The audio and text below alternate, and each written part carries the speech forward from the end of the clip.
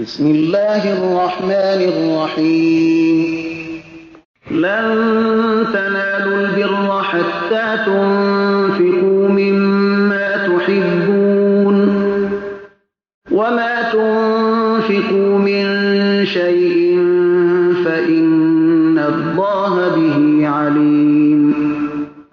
كل الطعام كان حلا لبني إسرائيل إلا ما حرم إسرائيل على نفسه من قبل أن تنزل التوراة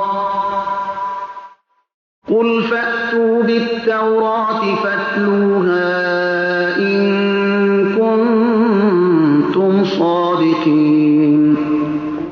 فمن افترى على الله الكذب من بعد ذلك فأولئك هم الظالمون قل صدق الله فاتبعوا ملة إبراهيم حنيفا وما كان من المشركين إن أول بيت وضع للناس للذي ببكة مباركا وهدى للعالمين فيه آيات بينات مقام إبراهيم ومن دخله كان آمنا ولله على الناس حج البيت من استطاع إليه سبيلا ومن كفر فإن الله غني عن العالمين قل يا أهل الكتاب لم تكفرون بآيات الله والله شهيد على ما تعملون قل يا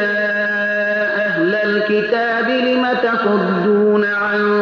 سبيل الله من آمن تبغونها عوجا وأنتم شهداء وما الله بغافل عما تعملون يا أيها الذين آمنوا إن تطيعوا فريقا من الذين أوتوا الكتاب يردوكم بعد إيمانكم كافرين وكيف تكفرون وأنتم تتلى عليكم آيات الله وفيكم رسوله ومن يعتصم بالله فقد هدي إلى صراط مستقيم يا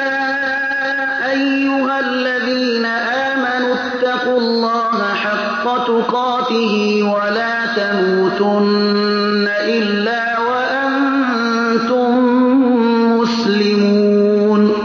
واعتصموا بحبل الله جميعا ولا تفرقوا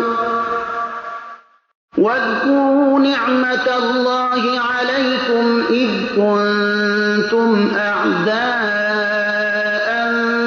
فألف بين قلوبكم فأصبحتم بنعمته إخوانا وكنتم على شفا حفرة من النار فأنقذكم منها كذلك يبين الله لكم آياته لعلكم تهتدون ولتكن منكم أمة يدعون إلى الخير ويأمرون بالمعروف وينهون عن المنكر وأولئك هم المفلحون ولا تكونوا كالذين تفرقوا واختلفوا من بعد ما جاءهم البينات وأولئك لهم عذاب عظيم يوم تبيض وجوه وتسود وجوه فأما الذين اسودت وجوههم أكفرتم بعد إيمانكم فذوقوا العذاب بما كنتم تكفرون وأما الذين ابيضت وجوههم ففي رحمة الله هم فيها خالدون تلك آيات الله نتلوها عليك بالحق وما الله يريد ظلما للعالمين ولله ما في السماوات وما في الأرض وإلى الله ترجع الأمور كنتم خير أمة أخرجت للناس تأمرون بالمعروف وتنهون عن المنكر وتؤمنون بالله ولو آمن أهل الكتاب لكان خيرا لهم منهم المؤمنون وأكثرهم الفاسقون لن يضروكم إلا أذى وإن يقاتلوكم يولوكم الأدبار ثم لا ينصرون ضربت عليهم الذلة أينما ثقفوا إلا بحبل من الله وحبل من الناس وباءوا بغضب من الله وضربت عليهم المسكنة ذلك بأنهم كانوا يكفرون بآيات الله ويقتلون الأنبياء بغير حق ذلك بما عصوا وكانوا يعتدون ليسوا سواء من أهل الكتاب أمة قائمة يتلون آيات الله آناء الليل وهم يسجدون يؤمنون بالله واليوم الآخر ويأمرون بالمعروف وينهون عن المنكر ويسارعون في الخيرات وأولئك من الصالحين وما يفعلوا من خير فلن يكفروه والله عليم بالمتقين إن الذين كفروا لن تغني عنهم أموالهم ولا أولادهم من الله شيئا وأولئك أصحاب النار هم فيها خالدون مثل ما ينفقون في هذه الحياة الدنيا كمثل ريح فيها صر أصابت حرث قوم ظلموا أنفسهم فأهلكته وما ظلمهم الله ولكن أنفسهم يظلمون يا أيها الذين آمنوا لا تتخذوا بطانة من دونكم لا يألونكم خبالا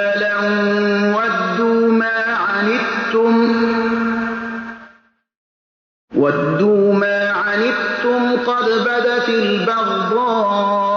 من أفواههم وما تخفي صدورهم أكبر قد بينا لكم الآيات إن كنتم تعقلون ها أنتم أولئك تحبونهم ولا يحبونكم وتؤمنون بالكتاب كله وإذا لقوكم قالوا آمنا وإذا خلوا عضوا عليكم الأنامل من الغيظ قل موتوا بغيظكم إن الله عليم بذات الصدور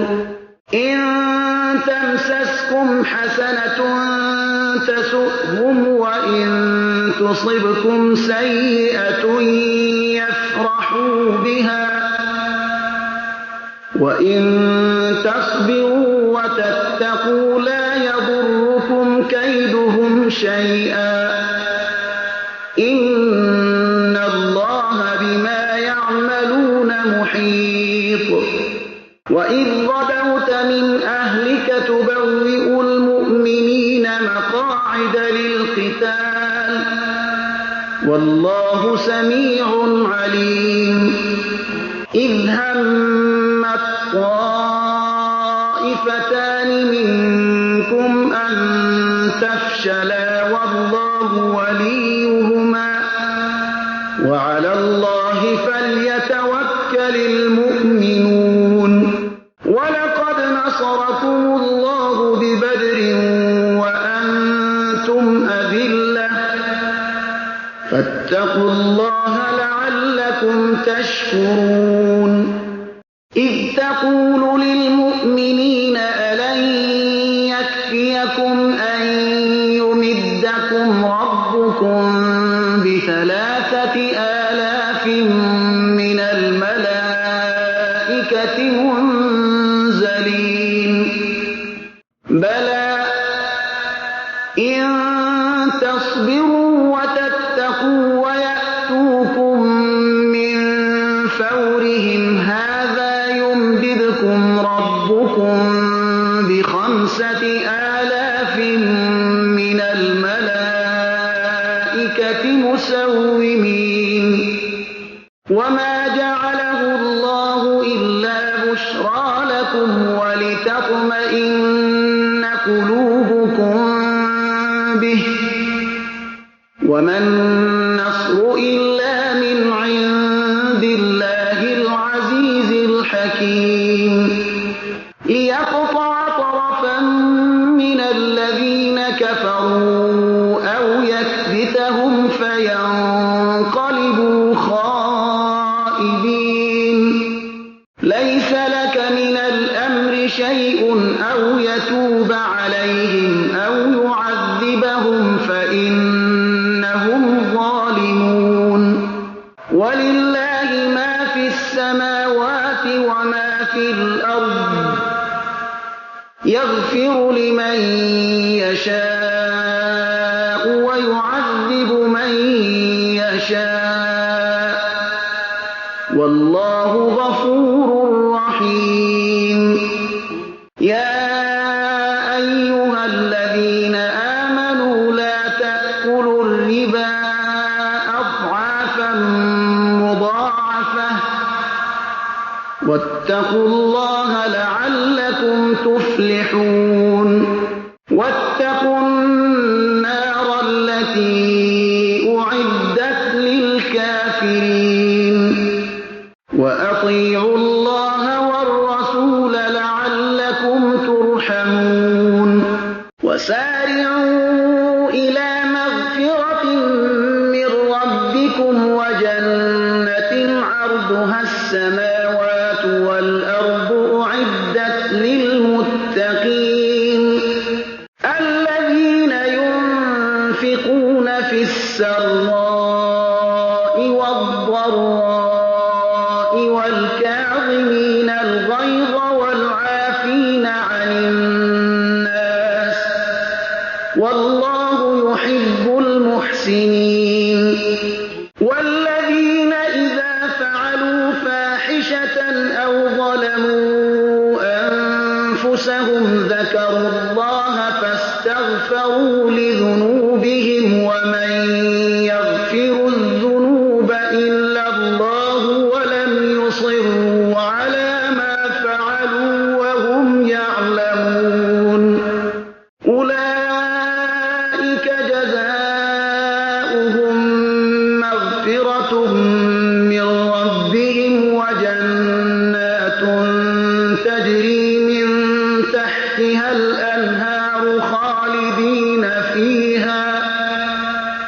ونعم أجر العاملين قد خلت من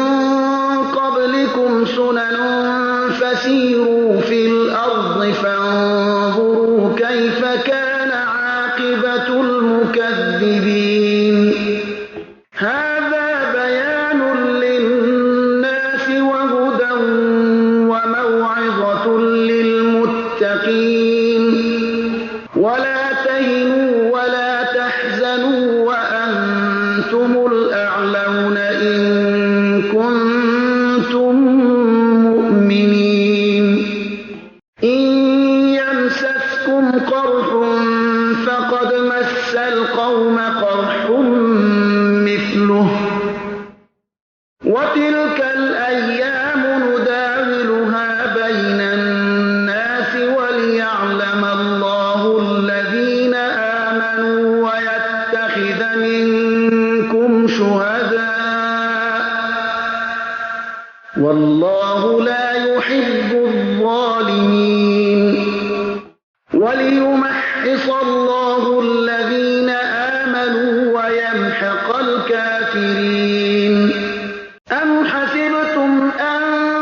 تدخلوا الجنة ولما يعلم الله الذين جاهدوا منكم ويعلم الصابرين ولقد كنتم تمنون الموت من قبل أن تلقوه فقد رأيتموه وأنتم تنظرون وما محمد إلا رسول قد خلت من قبله الرسل أفإن مات أو قتل انقلبتم على أعقابكم ومن ينقلب على عقبيه فلن يضر الله شيئا وسيجزي الله الشاكرين وما كان لنفس أن تموت إلا بإذن الله كتابا مؤجلا ومن يرد ثواب الدنيا نؤته منها ومن يرد ثواب الآخرة نؤته منها وسنجزي الشاكرين وكأي من نبي قاتل معه ربيون كثير فما وهنوا لما أصابهم في سبيل الله وما ضعفوا وما استكانوا والله يحب الصابرين وما كان قولهم إلا أن قالوا ربنا اغفر لنا ذنوبنا وإسرافنا في أمرنا وثبت أقدامنا وانصرنا على القوم الكافرين فآتاهم الله ثواب الدنيا وحسن ثواب الآخرة والله يحب المحسنين يا أيها الذين آمنوا إن تطيعوا الذين كفروا يردوكم على أعقابكم فتنقلبوا خاسرين بل الله مولاكم وهو خير الناصرين سنلقي في قلوب الذين كفروا الرعب بما أشركوا بالله ما لم ينزل به سلطانا ومأواهم النار وبئس مثوى الظالمين ولقد صدقكم الله وعده إذ تحسونهم بإذنه حتى إذا فشلتم وتنازعتم في الأمر وعصيتم من بعد ما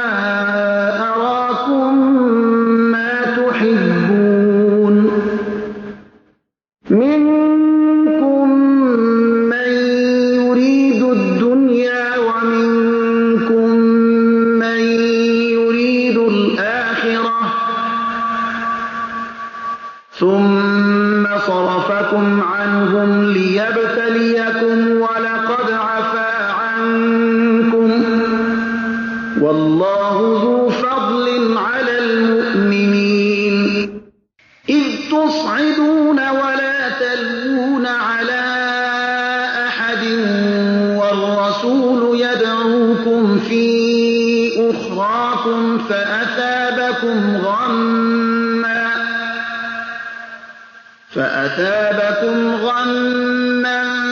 بغم لكي لا تحزنوا على ما فاتكم ولا ما أصابكم والله خبير بما تعملون ثم أنزل عليكم من بعد الغم أمنة نعاسا يغشى طائفة منكم وطائفة قد أهمتهم أنفسهم يظنون بالله غير الحق ظن الجاهلية يقولون هل لنا من الأمر من شيء قل إن الأمر كله لله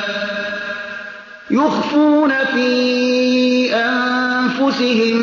ما لا يبدون لك يقولون لو كان لنا من الأمر شيء ما قتلنا هاهنا قل لو كنتم في بيوتكم لبرز الذين كتب عليهم القتل إلى مضاجعهم وليبتلي الله ما في صدوركم وليمحص ما في قلوبكم والله عليم بذات الصدور إن الذين تولوا منكم يوم التقى الجمعان إنما استزلهم الشيطان ببعض ما كسبوا ولقد عفا الله عنهم إن الله غفور حليم يا أيها الذين آمنوا لا تكونوا كالذين كفروا وقالوا لإخوانهم إذا ضربوا في الأرض أو كانوا غزا لو كانوا عندنا ما ماتوا وما قتلوا ليجعل الله ذلك حسرة في قلوبهم والله يحيي ويميت والله بما تعملون بصير ولئن قتلتم في سبيل الله أو متم لمغفرة من الله ورحمة خير مما يجمعون ولئن متم أو قتلتم لإلى الله تحشرون فبما رحمة من الله لنت لهم ولو كنت فظا غليظ القلب لانفضوا من حولك فاعف عنهم واستغفر لهم وشاورهم في الأمر فإذا عزمت فتوكل على الله إن الله يحب المتوكلين إن ينصركم الله فلا غالب لكم وإن يخذلكم فمن ذا الذي ينصركم من بعده وعلى الله فليتوكل المؤمنون وما كان لنبي أن يغل ومن يغل يأت بما غل يوم القيامة ثم توفى كل نفس ما كسبت وهم لا يظلمون أفمن اتبع رضوان الله كمن باء بسخط من الله ومأواه جهنم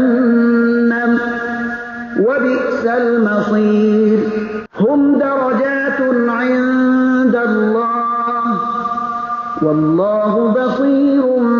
بما يعملون لقد من الله على المؤمنين إذ بعث فيهم رسولا من أنفسهم يتلو عليهم آياته ويزكيهم ويعلمهم الكتاب والحكمة وإن كانوا من قبل لفي ضلال مبين أولما أصابتكم مصيبة قد أصبتم مثليها قلتم أنى هذا قل هو من عند أنفسكم إن الله على كل شيء قدير وما أصابكم يوم التقى الجمعان فبإذن الله وليعلم الذين نافقوا وقيل لهم تعالوا قاتلوا في سبيل الله أو ادفعوا قالوا لو نعلم قتالا لاتبعناكم هم للكفر يومئذ أقرب منهم للإيمان يقولون بأفواههم ما ليس في قلوبهم والله أعلم بما يكتمون الذين قالوا لإخوانهم وقعدوا لو أطاعونا ما قتلوا قل فادرءوا عن أنفسكم الموت إن كنتم صادقين ولا تحسبن الذين قتلوا في سبيل الله أمواتا بل أحياء عند ربهم يرزقون فرحين بما آتاهم الله من فضله ويستبشرون بالذين لم يلحقوا بهم من خلفهم ألا خوف عليهم ولا هم يحزنون يستبشرون بنعمة من الله وفضل وأن الله لا يضيع أجر المؤمنين الذين استجابوا لله والرسول من بعد ما أصابهم القرح للذين أحسنوا منهم واتقوا أجر عظيم الذين قال لهم الناس إن الناس قد جمعوا لكم فاخشوهم فزادهم إيمانا وقالوا حسبنا الله ونعم الوكيل فانقلبوا بنعمة من الله وفضل لم يمسسهم سوء واتبعوا رضوان الله والله ذو فضل عظيم إنما ذلكم الشيطان يخوف أولياءه فلا تخافوهم وخافون إن كنتم مؤمنين ولا يحزنك الذين يسارعون في الكفر إنهم لن يضروا الله شيئا يريد الله ألا يجعل لهم حظا في الآخرة ولهم عذاب عظيم إن الذين اشتروا الكفر بالإيمان لن يضروا الله شيئا ولهم عذاب أليم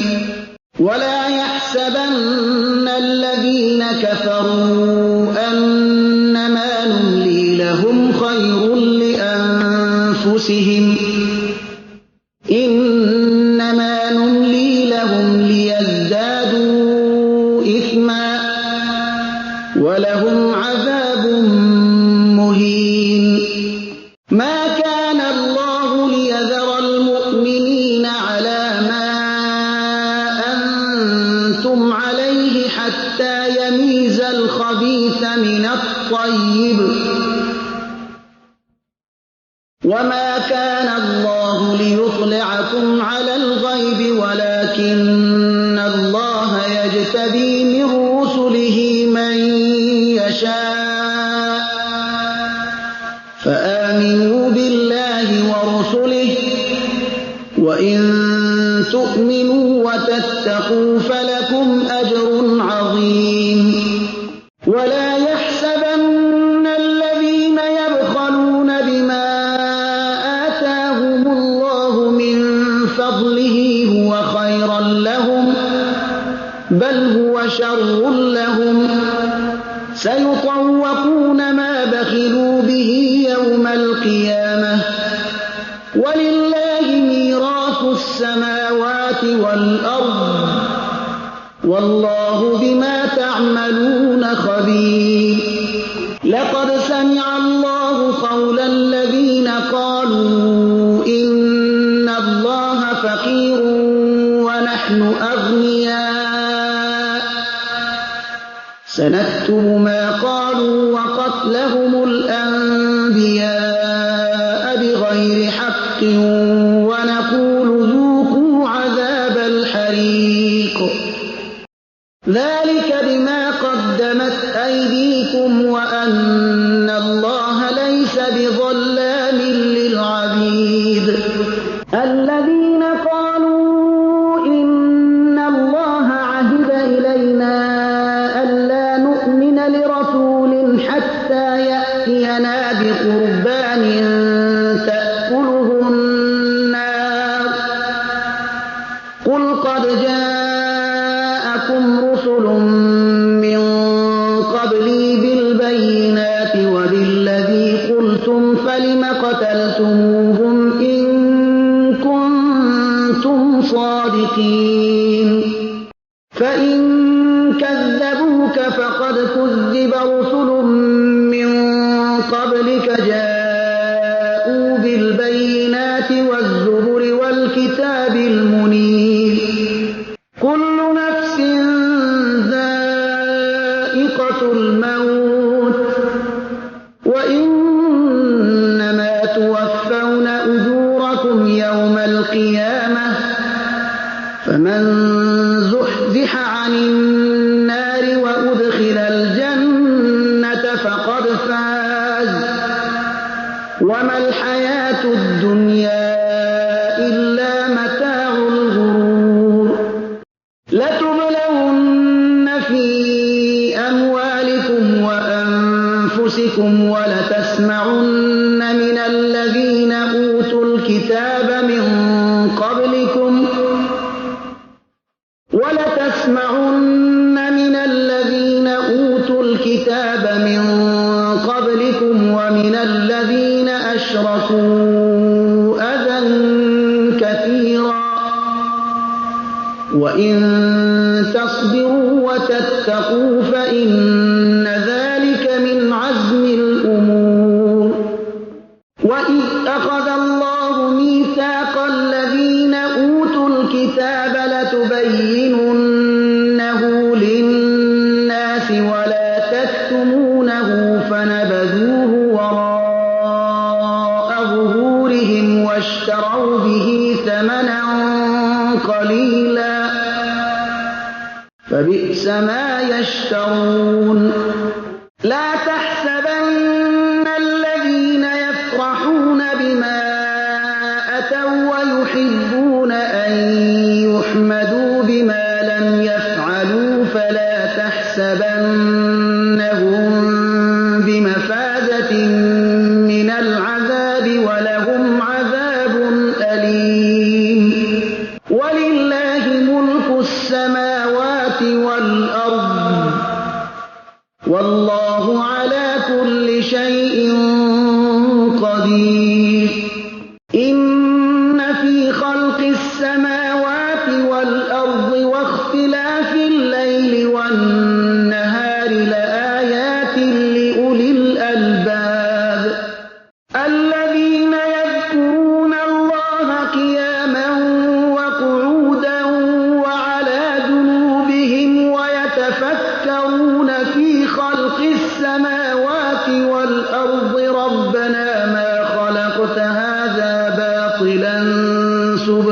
إحسانك فقنا عذاب النار ربنا إنك من تدخل النار فقد أخزيته وما للظالمين من أنصار ربنا إننا سمعنا مناديا ينادي للإيمان أن آمنوا بربكم فآمنا ربنا فاغفر لنا ذنوبنا وكفر عنا سيئاتنا وتوفنا مع الأبرار ربنا وآتنا ما وعدتنا على رسلك ولا تخزنا يوم القيامة إنك لا تخلف الميعاد فاستجاب لهم ربهم أني لا أضيع عمل عامل منكم من ذكر أو أنثى بعضكم من بعض فالذين هاجروا وأخرجوا من ديارهم وأوذوا في سبيلي وقاتلوا وقتلوا لأكفرن عنهم سيئاتهم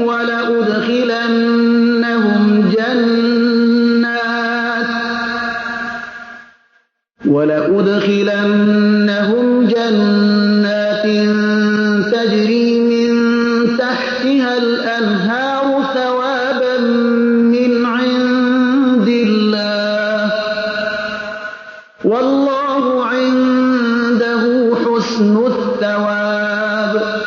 لا يغرنك تقلب الذين كفروا في البلاد متاع قليل ثم مأواهم جهنم وبئس المهاد لكن الذين اتقوا ربهم لهم جنات تجري من تحتها الأنهار خالدين فيها نزلا من عند الله وما عند الله خير للأبرار وإن من أهل الكتاب لمن يؤمن بالله وما أنزل إليكم وما أنزل إليهم خاشعين لله لا يشترون بآيات الله ثمنا قليلا أولئك لهم أجرهم عند ربهم إن الله سريع الحساب يا أيها الذين آمنوا اصبروا وصابروا ورابطوا واتقوا الله لعلكم تفلحون بسم الله الرحمن الرحيم يا أيها الناس اتقوا ربكم الذي خلقكم من نفس واحدة وخلق منها زوجها وبث منهما رجالا كثيرا ونساء واتقوا الله الذي تساءلون به والأرحام إن الله كان عليكم رقيبا وآتوا اليتامى أموالهم ولا تتبدلوا الخبيث بالطيب ولا تأكلوا أموالهم إلى أموالكم إنه كان حوبا شيئا كبيرا وإن خفتم ألا تقسطوا في اليتامى فانكحوا ما طاب لكم من النساء مثنى وثلاث ورباع فإن خفتم ألا تعدلوا فواحدة أو ما ملكت أيمانكم ذلك أدنى ألا تعولوا وآتوا النساء صدقاتهن نحلة فإن طبن لكم عن شيء منه نفسا فكلوه هنيئا مريئا ولا تؤتوا السفهاء أموالكم التي جعل الله لكم قياما وارزقوهم فيها واكسوهم وقولوا لهم قولا معروفا وابتلوا اليتامى حتى إذا بلغوا النكاح فإن آنستم منهم رشدا فادفعوا إليهم أموالهم ولا تأكلوها إسرافا وبدارا أن يكبروا ومن كان غنيا فليستعفف ومن كان فقيرا فليأكل بالمعروف فإذا دفعتم إليهم أموالهم فأشهدوا عليهم وكفى بالله حسيبا للرجال نصيب مما ترك الوالدان والأقربون وللنساء نصيب مما ترك الوالدان والأقربون مما قل منه أو كثر نصيبا مفروضا وإذا حضر القسمة أولو القربى واليتامى والمساكين فارزقوهم منه وقولوا لهم قولا معروفا وليخشى الذين لو تركوا من خلفهم ذرية ضعافا خافوا عليهم فليتقوا الله وليقولوا قولا سديدا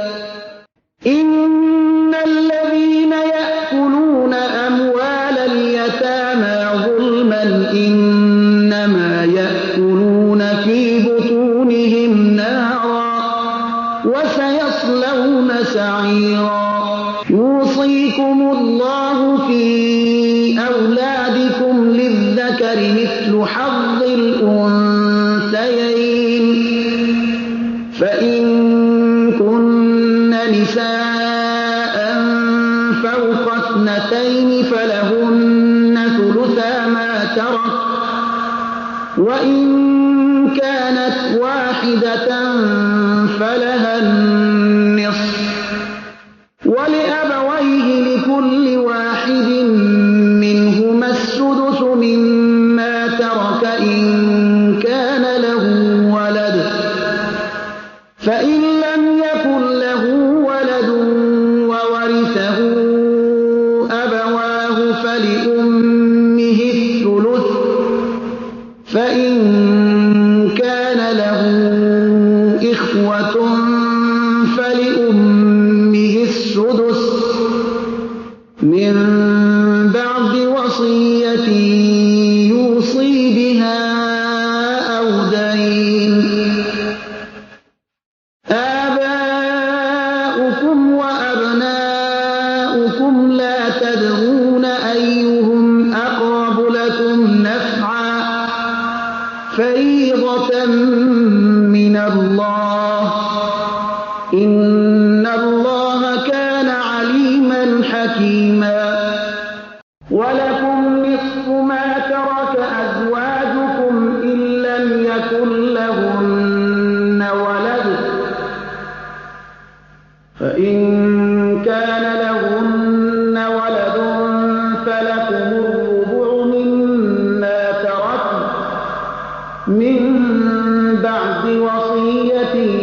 يوصين بها أو دين ولهن الربع مما تركتم إن لم يكن لكم ولد فإن كان لكم ولد فلهن الثمن مما تركتم من بعد وصية توصون بها أو دين وإن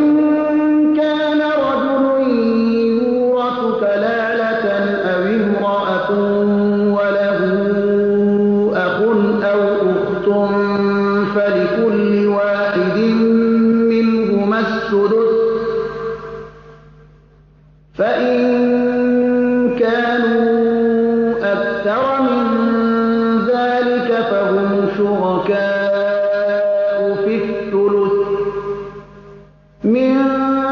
بعد وصية يوصى بها أو دين غير مضار وصية من الله والله عليم حليم تلك حدود الله ومن يطع الله ورسوله يدخله جنات تجري من تحتها الأنهار خالدين فيها وذلك الفوز العظيم ومن يعص الله ورسوله ويتعد حدوده يدخله نارا خالدا فيها وله عذاب مهين واللاتي يأتين الفاحشة من نسائكم فاستشهدوا عليهن 4 منكم فإن شهدوا فأمسكوهن في البيوت حتى يتوفاهن الموت أو يجعل الله لهن سبيلا واللذان يأتيانها منكم فآذوهما فإن تابا وأصلحا فأعرضوا عنهما إن الله كان توابا رحيما إنما التوبة على الله للذين يعملون السوء بجهالة ثم يتوبون من قريب فأولئك يتوب الله عليهم وكان الله عليما حكيما وليست التوبة للذين يعملون السيئات حتى إذا حضر أحدهم الموت قال إني تبت الآن ولا الذين يموتون وهم كفار أولئك أعتدنا لهم عذابا أليما يا أيها الذين آمنوا لا يحل لكم أن ترثوا النساء كرها ولا تعضلوهن لتذهبوا ببعض ما آتيتموهن إلا أن يأتين بفاحشة مبينة وعاشروهن بالمعروف فإن كرهتموهن فعسى أن تكرهوا شيئا ويجعل الله فيه خيرا كثيرا وإن أردتم استبدال زوج مكان زوج وآتيتم إحداهن قنطارا فلا تأخذوا منه شيئا أتأخذونه بهتانا وإثما مبينا وكيف تأخذونه وقد أفضى بعضكم إلى بعض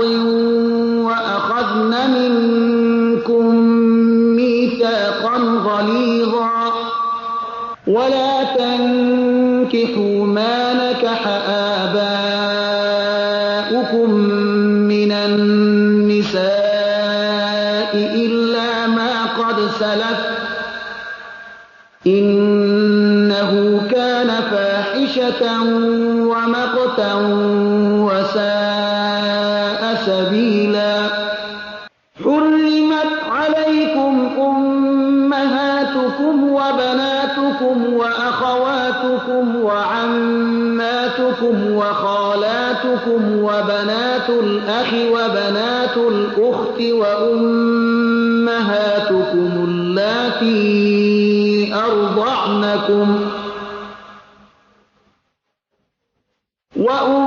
وأمهاتكم اللاتي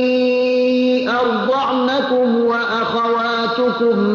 من الرضاعة وأمهات نسائكم وربائبكم اللاتي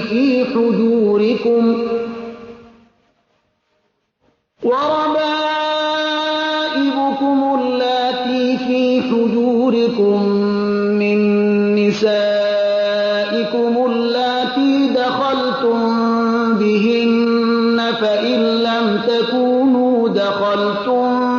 بهن فلا جناح عليكم وحلائل أبنائكم